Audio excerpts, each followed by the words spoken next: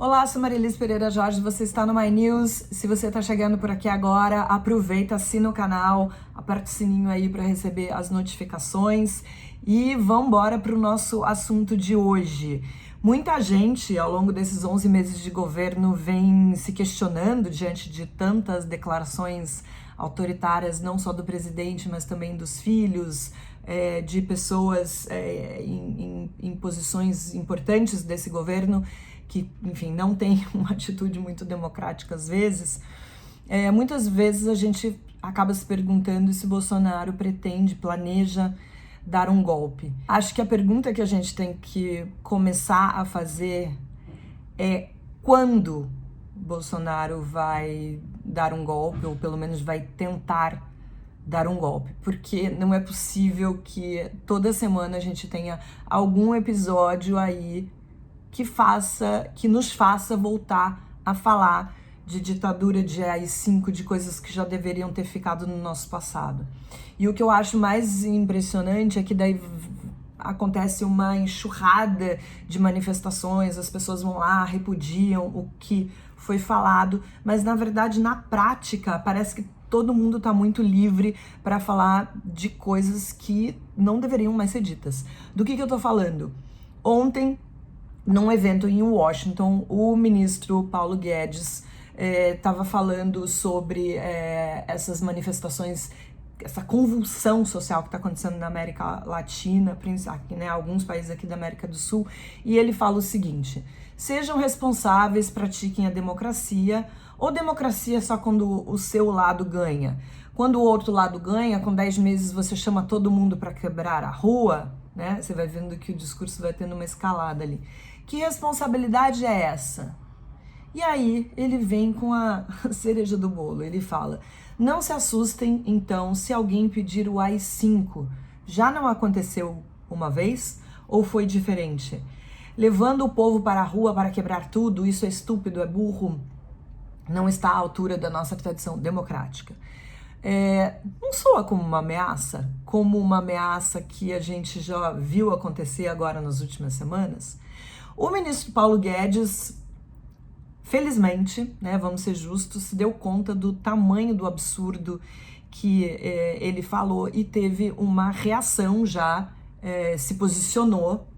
Que bom que ele se posicionou, né, mas assim, é um saco que essas pessoas têm que ficar se desdizendo, se corrigindo para dizer que não era bem aquilo que ela estava dizendo, e aí ele vai lá e fala o seguinte: é inconcebível, a democracia brasileira jamais admitiria, mesmo que a esquerda pegue em armas, invada tudo, quebre e derrube à força o Palácio do Planalto, jamais apoiaria o AI-5, isso é inconcebível, não aceitaria isso jamais. Ainda perguntou para a repórter: está satisfeita? Ele não perguntou para mim, mas sim, eu acho que a reação dele foi positiva, ele tinha que realmente se colocar dessa forma, mas o que a gente espera é realmente que as pessoas não falem mais sobre isso. E infelizmente não é o que tem acontecido. Então vamos fazer uma retrospectiva rapidamente de alguns episódios. A gente teve aí mais recentemente o deputado Eduardo Bolsonaro, naquela entrevista para a jornalista Leda Nagli, que ele fala: se a esquerda radicalizar esse ponto, vamos precisar dar uma resposta. E essa resposta pode ser um novo AI-5. Aí foi aquele furdunço, todo mundo falando, todas as grandes partidos, enfim, de todos os espectros políticos se revoltaram e realmente isso tem que acontecer. As instituições, né, tanto o presidente do Senado quanto o presidente da Câmara, todo mundo foi lá para repudiar isso. Agora, isso aconteceu, o Eduardo Bolsonaro depois foi meio que pedir desculpa, dizer que não era bem isso, mas olha que coisa, antes da entrevista ir para o ar, ele já tinha ido para o plenário da Câmara e tinha dito o seguinte, que a polícia deveria ser acionado em casos de protestos semelhantes, né? Ele estava se referindo ao Chile, todos esses protestos têm acontecido aqui na América do Sul. Ele fala que a polícia deveria ser acionada em caso de protestos semelhantes e o país poderia ver a história se repetir. Só que no plenário ele não deixa muito claro sobre que período da história ele estava falando. O que a gente fica sabendo é que a entrevista com a Leda Nagli tinha sido gravada um dia antes da declaração, né, da fala dele no plenário da Câmara. E a entrevista foi ao ar depois, ou seja, Essa coisa de AI-5 era sobre o AI-5 que ele estava falando quando ele foi falar no plenário, né? E deixou isso muito claro durante essa entrevista. Gente, não é de hoje. No ano passado, antes das eleições, vamos lembrar, tem um vídeo que rolou aí na internet. Era uma palestra para pessoas que estavam interessadas em ingressar na Polícia Federal. Ele respondeu a uma pergunta sobre uma possibilidade hipotética da ação do Exército em caso do STF impedir o Bolsonaro de assumir a presidência. Por que o STF faria isso, gente? Olha o que as informações que rola na cabeça das pessoas. E aí foi nessa ocasião que ele fala aquela famosa frase, que ficou famosa na época, mas que a gente não esquece, fala: cara, se quiser fechar o STF, sabe o que você faz? Você não manda nenhum jipe, manda um soldado e um cabo. Vocês se lembram muito bem disso. Aí você pode falar assim: ah, mas isso é só coisa desse maluco, do presidente e dos filhos dele, que são autoritários, isso não tem respaldo nem dentro do governo. Não é bem assim, gente. Logo depois da fala do Eduardo Bolsonaro, vamos lembrar o que o general Augusto Heleno, que é chefe do Gabinete de Segurança Institucional da Presidência, falou. Ele primeiro disse: não ouvi ele falar isso. Se falou, tem que estudar como vai fazer, como vai conduzir. Se houver uma coisa no padrão Chile, querendo dizer, se aconteceu essas manifestações no Brasil como aconteceram no Chile, é lógico que tem que fazer alguma coisa para conter. E por que eu tô falando para vocês que a gente deve sim começar a pensar quando Jair Bolsonaro vai botar as manguinhas de fora e vai querer passar uma rasteira na democracia? De novo, vem a história do excludente de licitude no pacote anticrime. Eles querem, o governo quer forçar isso goela abaixo dos parlamentares e da sociedade. E ontem, pela primeira vez, o presidente Jair Bolsonaro admitiu uma relação direta entre esse projeto de lei, que estabelece o excludente de ilicitude, para operações de garantia da lei da ordem, que é a GLO, há uma medida para o quê? Para evitar protestos no Brasil, que ele classifica como protestos terroristas. Ou seja, ele não quer que as pessoas saiam na rua para protestar, ele acha que as pessoas não podem protestar, apesar de isso estar previsto na Constituição. Ele fala que se o parlamento aprovar essa PL, vai impedir a ocorrência de vandalismo e terrorismo.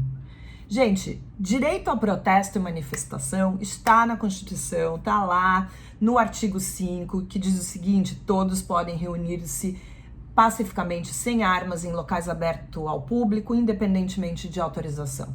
É óbvio que se houver depredação, vandalismo, existem leis que podem ser aplicadas para que isso seja contido, mas a gente não pode achar que o excludente de ilicitude pode ser aplicado numa situação dessa. Porque vamos falar no português muito claro, o presidente quer simplesmente um aval do Congresso para sair atirando, reprimindo qualquer tipo de manifestação contra o seu governo. É isso que ele quer. E isso não pode acontecer de jeito nenhum.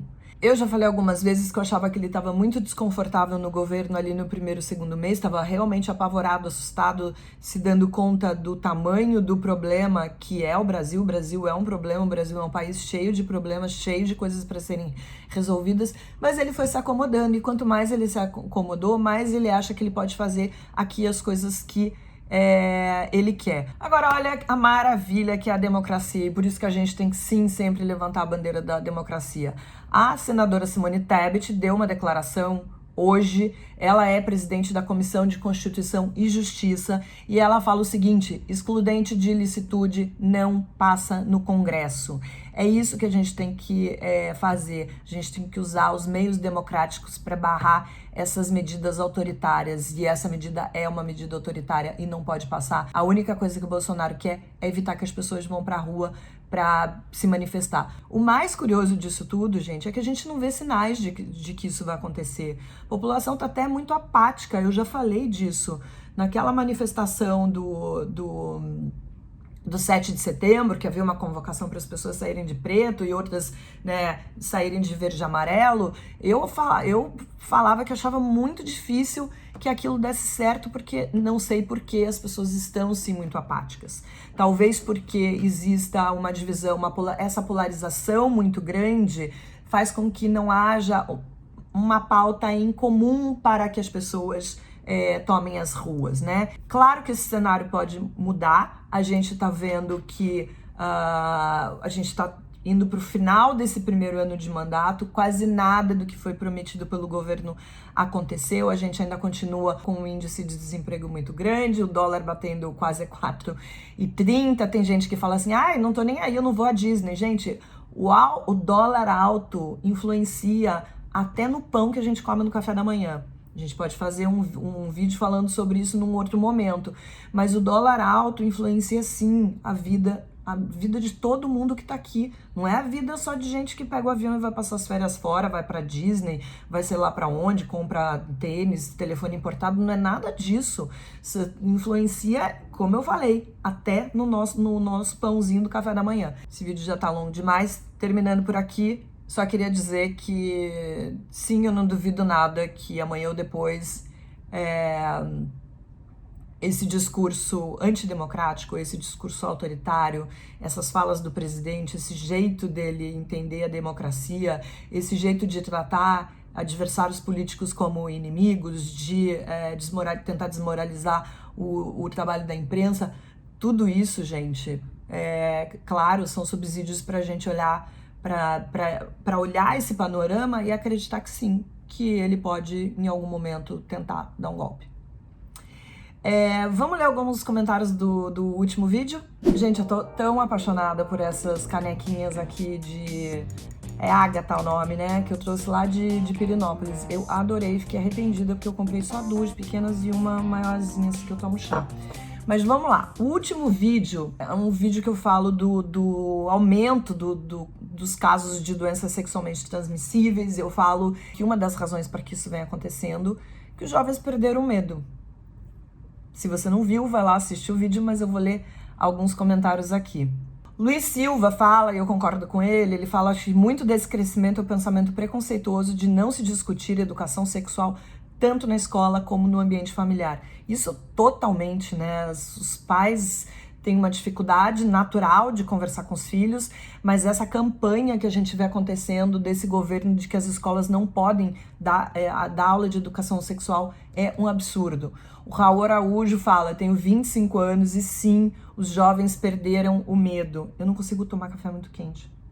O Leonardo Hassemer fala, perderam o medo mesmo, tenho 29 anos, sou gay, costumo sair com gente mais nova, é a grande maioria, se eu não falar nem lembra que existe camisinha. Quando eu falo, tem vezes em que a reação parece que me passo pelo tiozão paranoico. Imagina, ele tem 29 anos e tá passando como se fosse um tiozão. João Vitor dos Santos ficou incomodado porque a foto que estampa esse vídeo da AIDS é uma foto de um sorriso, alguma coisa engraçada, sarcástico, de dizer mais o quê?